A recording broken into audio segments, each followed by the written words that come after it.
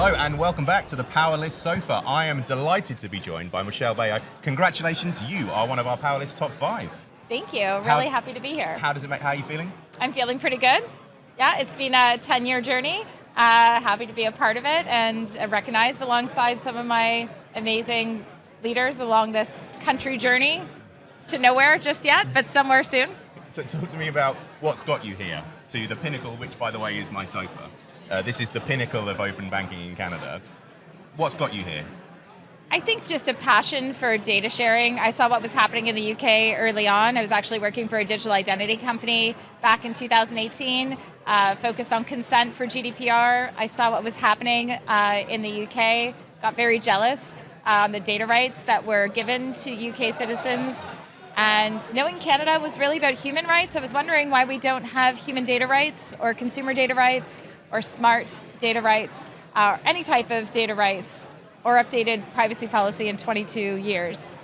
So I really just got passionate about what was happening and started following the market and actually got asked to join an organization, a non-for-profit at the time, that was called Open Banking Initiative Canada. Joined the board alongside AL, who's also one of the Powerlist. Yep. So he's on the board and really spent 3 years on the board helping them. And one day I ended up taking over as the president of the organization and decided that it was time we switched our name to the Open Finance Network, as we needed to move the mission forward. In considering we were so far behind in open banking, we needed to start talking about open finance, considering 95 other countries have moved to open banking. 43 of them have moved to open finance. And in Canada, we're sitting at the starting line, and I'm optimistic, but we haven't crossed the starting line. And I would like my kids, business owners and Canadian citizens, to have open data. Wow, a passion then, I think, is the summary there. You mentioned before we hit record that it's a team sport and that it's not just about you. Anybody else you'd like to shout out, or any organizations or? It's a team sport because for us to get there, it's an ecosystem win. Like, to me, I see this as we wrote a paper back in 2019 as an organization called Why We Believe This to Be kind of this force of good for Canadian consumers, for GDP, and for empowerment. And I think when we look at AI as a catalyst at this moment, we don't have any data rights. So we're being screen scraped, 9 million of us, to use services we want access to. And then the rest of us are being screen scraped for AI with no controls, no dashboard, no ability to delete the data or remove myself from something I don't want to be a part of.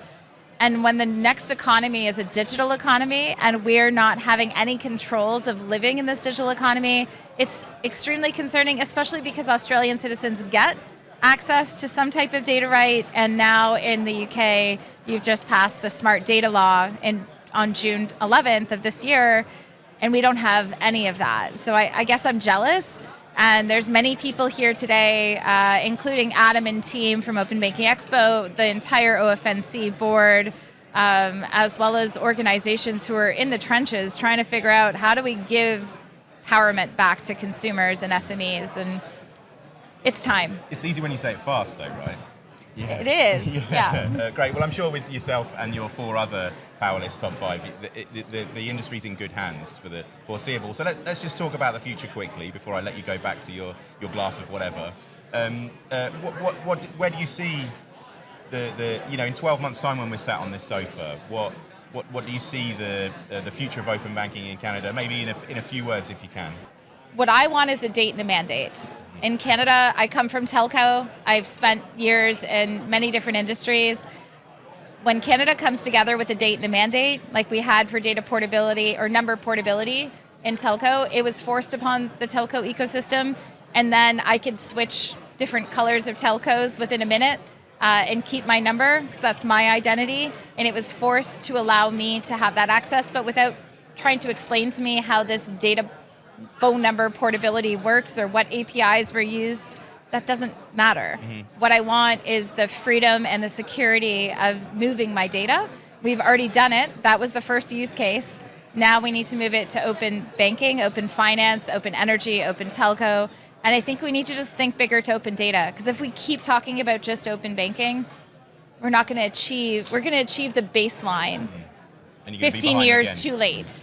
I would like to start thinking about open data, AI, open finance, and how do we encompass smart data rights and AI and open data to all come together so that consumers can have control of the new digital economy and get us to the future of finance. Because my organization at Finavator, which is my day job, is really me trying to move companies to the future of finance through open banking, through real-time rails, through access to cross-border infrastructure, real-time payments, as well as trying to figure out how to do challenger bank infrastructure and digital identity.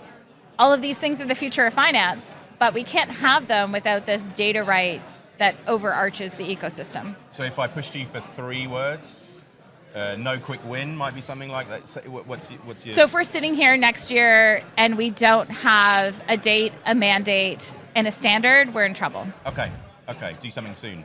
Do something now. Yeah. Now, love that. Great. Congratulations, well done, and we'll see you next year.